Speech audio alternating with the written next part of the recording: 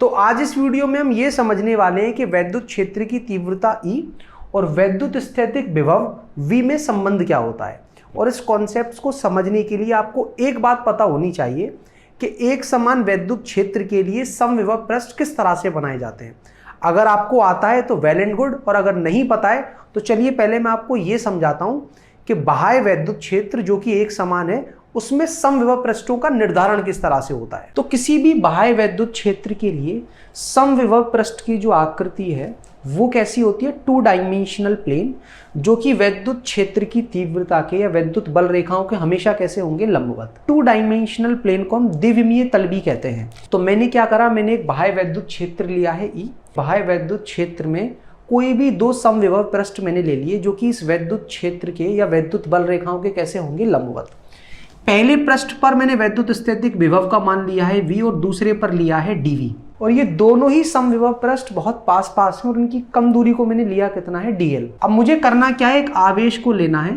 आवेश ले लिया मैंने Q और उसको पहले समविभव पृष्ठ पर रख देना है। तो मुझे ये बात पता है कि अगर किसी भी आवेश को वैद्युत क्षेत्र में रखा जाए तो वो एक बल का अनुभव करता है, कितना, Q × E।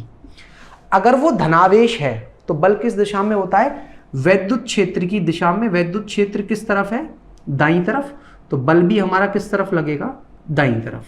तो ये बल इस आवेश पर लगा और इस बल की वजह से ये जो आवेश है वो यहां पहुंचेगा। तो जब आवेश पहले पृष्ठ से दूसरे पृष्ठ पर पहुंचेगा तो वैद्युत स्थैतिक बल या वैद्युत क्षेत्र ने कुछ कार्य किया होगा। कार्य का फॉर्मूला हम जानते हैं क्लास 11 से ही, क्या होता है, F/s cos थीटा। तो बल कितना लगा है, Q × E। विस्थापन कितना हुआ है, dl।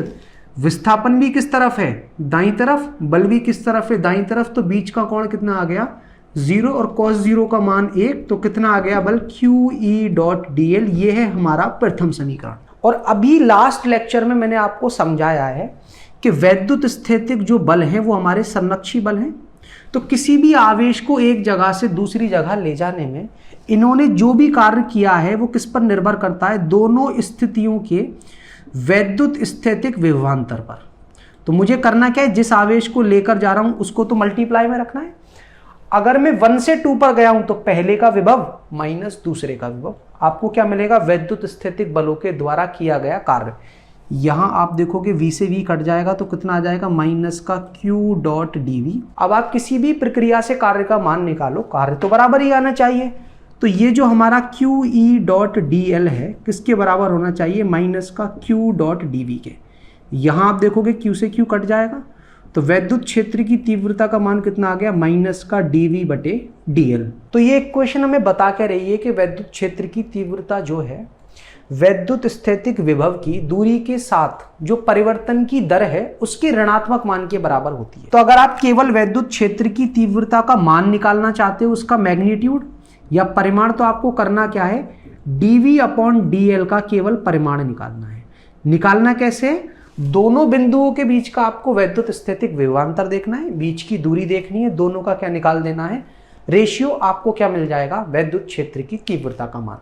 और ये ऋणात्मक चिन्ह यहां हमें ये समझाता है कि वैद्युत क्षेत्र की तीव्रता की दिशा वो होगी जिस दिशा में वैद्युत स्थैतिक विभव का मान घटेगा। तो स्टूडेंट्स, पहला जो आंकिक प्रश्न है वो कुछ इस तरह से है कि 2 चालक प्लेटें हैं जिनके बीच की दूरी है 3 मिलीमीटर, और इन दोनों चालक प्लेटों को एक 12 वोल्ट की बैटरी से जोड़ने के बाद हमें उनके बीच वैद्युत क्षेत्र की तीव्रता का मान पता करना है। ये रही हमारे पास 2 चालक प्लेटें और बीच की दूरी बता रखी है कितनी है, 3 मिलीमीटर। और इन दोनों से जोड़ना किसको है, हमें एक बैटरी को, बैटरी जिसका कि विभवांतर कितना है, 12 वोल्ट। जैसे ही इन दोनों प्लेटों से मैं इस बैटरी का कनेक्शन करता हूं तो एक प्लेट पर तो कैसा आ जाएगा, धनात्मक विभव, और दूसरी पर आ जाएगा ऋणात्मक विभव। तो दोनों के बीच में विभवांतर है, और ध्यान रखना जहां कहीं भी विभवांतर है वहां वैद्युत क्षेत्र है। कितना वैद्युत क्षेत्र है वो मैंने अभी आपको निकालना सिखाया है कि वैद्युत क्षेत्र की जो तीव्रता है वो वैद्युत स्थैतिक विभव की दूरी के साथ जो परिवर्तन की दर है उसके ऋणात्मक मान के बराबर होता है। इसका मतलब क्या है कि अगर आप इस वैद्युत क्षेत्र की तीव्रता का मान पता करना चाहते हो तो उन दोनों बिंदुओं के बीच में वैद्युत स्थैतिक विभव का अंतर पता करो जिनके बीच में आप E का मान निकालना चाहते हो। तो विभवांतर का मान कितना है, 12 वोल्ट, और बीच की दूरी कितनी है 3 मिलीमीटर।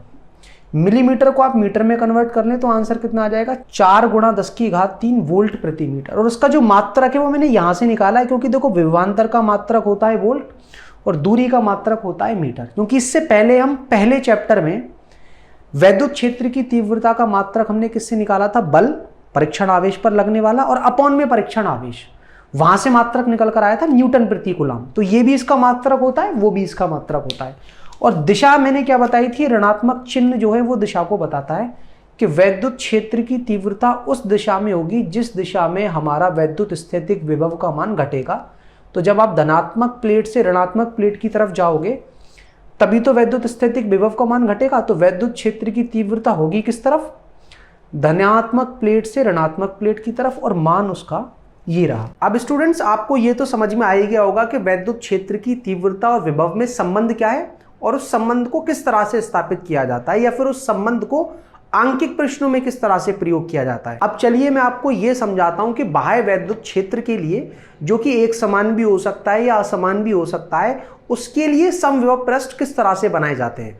और अगर आप ये समझना चाहते हो तो इस वीडियो पर क्लिक कर सारे कॉन्सेप्ट्स को समझ सकते हो। और अगर आप पहले अध्याय विद्युत आवेश तथा क्षेत्र से संबंधित कोई भी टॉपिक पढ़ना चाहते हो तो आपके लिए मैंने ये प्लेलिस्ट तैयार की है, इस पर क्लिक कर आप जो टॉपिक चाहो वो पढ़ सकते हो।